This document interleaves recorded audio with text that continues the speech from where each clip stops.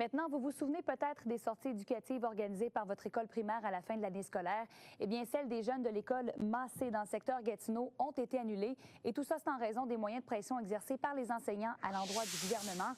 Et Andy, il faut dire que les parents se questionnent quant à ces moyens de pression. Oui, Marie-Christine, ils ont été plusieurs à dénoncer ces mesures prises par les enseignants dans les différents médias sociaux.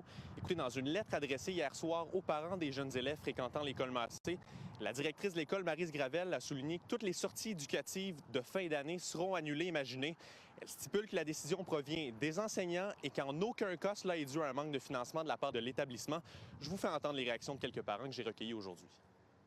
Je trouve ça plate pour les enfants. C'est eux qui paient, mais je peux comprendre le point de vue des professeurs puis de la direction. Je me rappelle, dans mon temps au secondaire, c'était la même histoire qui se reproduisait à chaque année. Puis finalement, il y en venait toujours un consensus que les activités n'étaient pas annulées.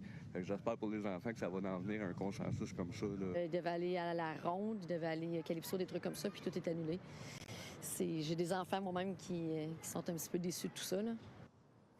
Et Andy, le syndicat de l'enseignement de l'Outaouais, de son côté, appuie la décision des enseignants d'annuler ces sorties éducatives de fin d'année-là. Oui, le président du syndicat, qui a été clair, il appuie fortement cette décision. Selon le syndicat, il ne s'agit que de la première étape d'une multitude d'autres à venir. Si le gouvernement tarde à réagir, eh bien, on pourrait avoir droit à d'autres moyens de pression. Oui, c'est dommage pour les élèves qui la manquent, mais si jamais le dépôt patronal passait tel quel, la conséquence serait beaucoup plus lourde pour ces enfants-là, tout simplement parce que le dépôt patronal, il va s'appliquer pendant plusieurs années. Et le nombre d'élèves par classe, réduire la quantité de services dans les classes.